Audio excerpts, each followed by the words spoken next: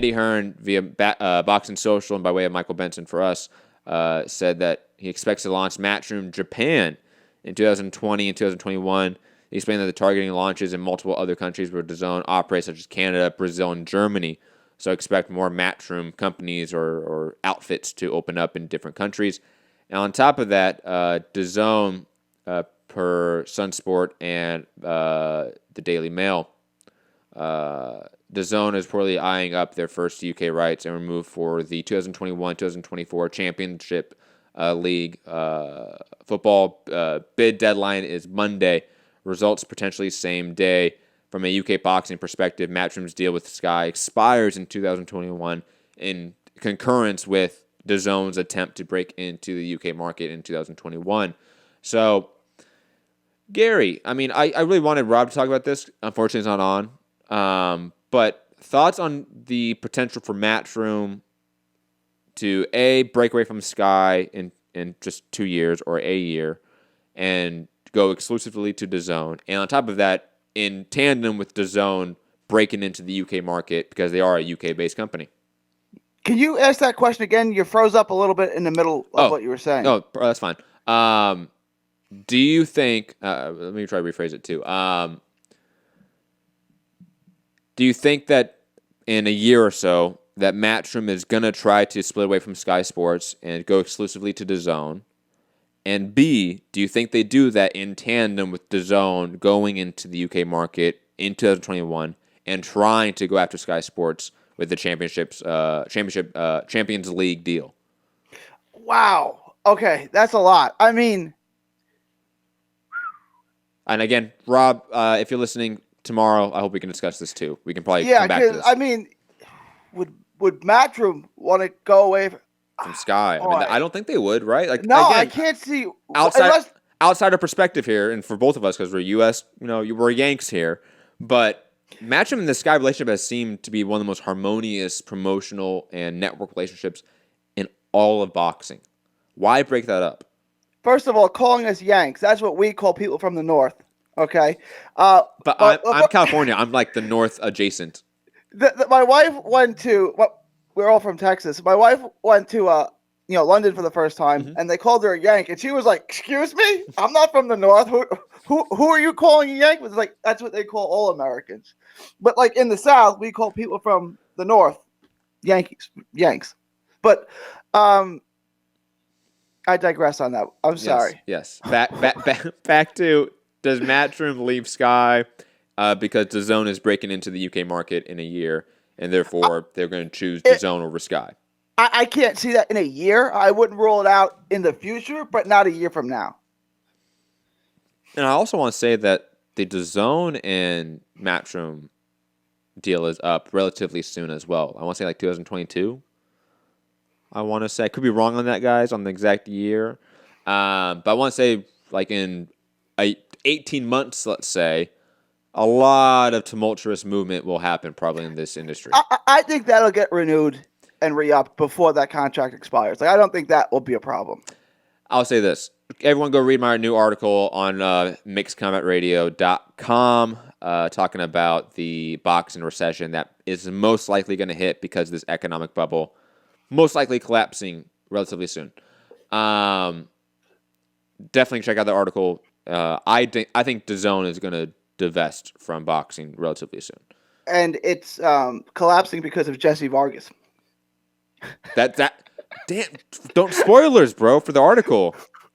It's the last sentence, and it's all Jesse Vargas' fucking fault. Ricky is saying 2021. Ooh. So in 2021, Matchroom and the Sky deal's up. Matchroom and DAZN is up. And DAZN is going to try to break into the UK market with the Champions League deal. That's a lot of different moving parts there. I don't know how to take that. Like, that's... Again, Rob, if you're listening, I really hope you were in the chat giving me your thoughts here, but I think... It seems like, okay, you're going to do all that, but you're afraid to go after ESPN? Well, you know what it is? They're a UK-based company. I think that... I legitimately think, like, that's an aspect to this. Like, it's a bunch of people that aren't familiar with the US market as much as they thought they were. And they came in this market thinking that it was going to be 2 + 2 = 4, and now it's a fucking algebraic, equation, and that they're trying to figure out in terms of the marketplace. And they're playing catch up here. I think they did a good job of figuring out what's wrong with baseball and that it's so long and boring. And they made a 3-hour game 15 minutes, which is great. 3.5-hour game, they turned it into 15 minutes, which is great. The problem is that the people who like baseball will watch a 3.5-hour game. So now you have to sell it to people who aren't the biggest baseball fan for $20 a month. It's tough. And sports content, guys, the most valuable content is always live rights.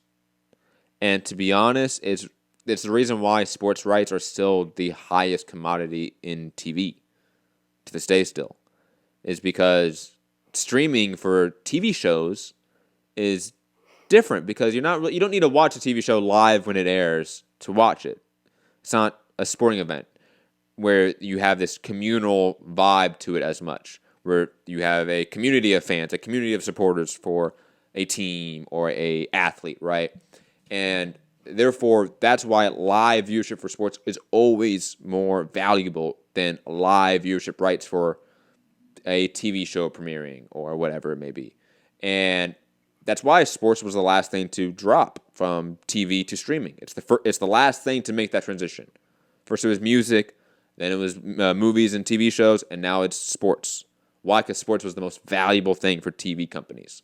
And again, DAZN trying to break into that with, I think, highlight shows may be the wrong mentality. Because I don't think highlight shows are why people watch sports. No, because you've already missed the game. If you've missed the game, it's great, but you're trying to make a whole platform on people who missed the game. Yeah. Now, like, there are baseball, I don't know if people in the UK know this. Baseball is 162 3.5-hour games in 183 days. It is tumultuous, right? It's a lot. So, hey, as a Yank, I don't like baseball. It's too much. That's what it's. People that age, if you didn't grow up on it, it's almost impossible to get into because it's so long and boring. Yep. Like me, I have it. So like, there's times I'd rather I'll just wait till after the game and then watch the 15-minute highlight. But that's not typical, right? Like, most baseball fans are old and they're more boring than librarians and accountants. Like, yeah. No, yeah. Like I'm a baseball fan. I played baseball my whole life. I played in high school. I sat on the bench for 1 year in college. I played adult baseball. Like, I'm a baseball fan. And it's tough to watch. Like, it's. My dad's a super fan. He's an older gentleman, obviously. He's a boomer. It happens.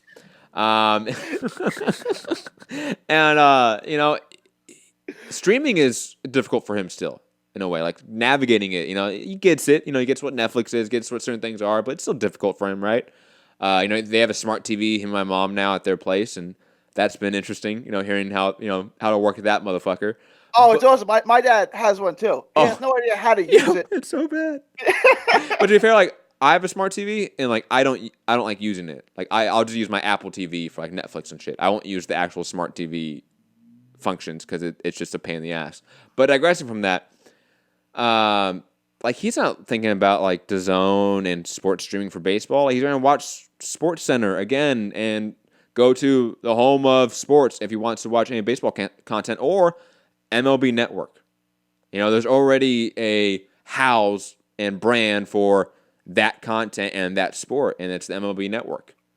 Like, you would almost have, if you're DAZN, try to acquire like the NFL Network, the MLB Network. Try to acquire those networks in some way. Like, that might be more valuable than maybe even just the sports themselves, because those networks have the hardcore dedicated fans that go to it. You know what I mean? Like, similar to ESPN, you have ESPN fans that people that just watch ESPN because they like ESPN. You have people that like the MLB Network, like the NFL Network, and those networks have all the rights to all the content. So I would go after those in some way. But maybe you have to get a tandem deal with the individual sports leagues themselves too, because they're operated by the leagues. But digressing from that, I'll give my thoughts briefly on the whole DAZN Matchroom thing. I think Matchroom sticks with Sky, and I think DAZN divests from boxing in the next 2 years. I think in 2 years we may have to hope that ESPN Plus picks up all the international boxing coverage that DAZN drops off. Well, you're gonna lose some boxing, but we kind of knew that, right? Like No. the boxing we have now, It's not going to be 2 the to same. 3 years from now, we're not gonna have all of this. We're not going to have 300 plus fighting cards, whether it's MMA or boxing, in a calendar year. Or maybe there's just someone else. Like maybe there becomes a Japanese streaming service, which gives us all the light flyweight fights and stuff. I don't know, but DAZN, yeah. It would be a Japanese company staying in its lane that we just piggyback off of and we have access to in some way, right? Exactly. Like it wouldn't be a Japanese company that's trying to break into Japan, streaming U.S., and trying to do and compete with ESPN. DAZN bit off way too much than they can chew. Let's just be honest about it. And again, read my article on Mixed Combat Radio. Go do it right now.